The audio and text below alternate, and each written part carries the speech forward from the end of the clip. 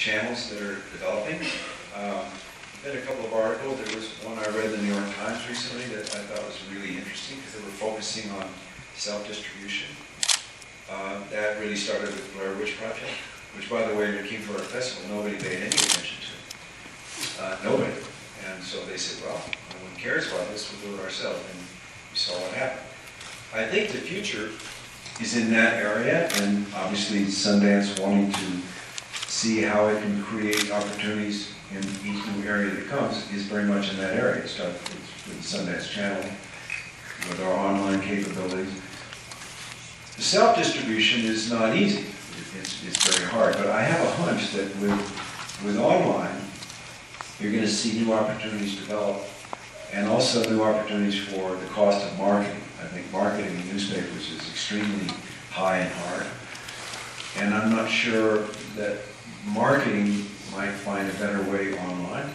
These are all areas that we're very much involved with and looking towards, but I think that's where the future is going to be in terms of distribution. And that's not all bad.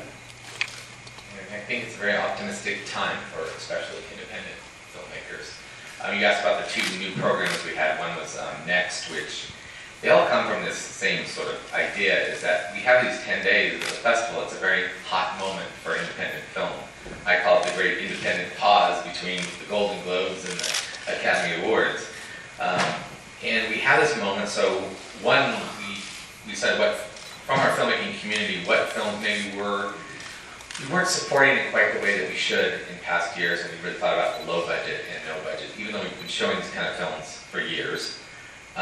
We thought it was time to carve out a section that was dedicated to them and to draw attention to it, and also contextualize those films that maybe look a little different than what people are used to in their Cineplex, but carve out this time where to contextualize for an audience, and that's kind of what the impetus for that program was. And it really came from actually last year, and maybe a few films that I saw at other festivals that I knew that we passed on. I thought, you know, we probably should have made room for them. And that's really what it was about. You have to carve out room and hold it for a new idea. Just like we did many years ago with New Frontier, which is more formally experimental films. And now New Frontier has grown to this amazing thing that's across the street. If you don't catch it, you're really missing something of the festival, and that's the New Frontier on Main, which is a whole another sort of realm of what filmmakers are doing.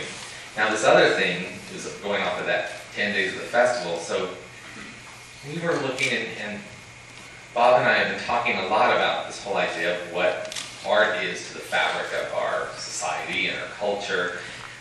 We have this notion of having an artist at the table, something that you can talk about. One of his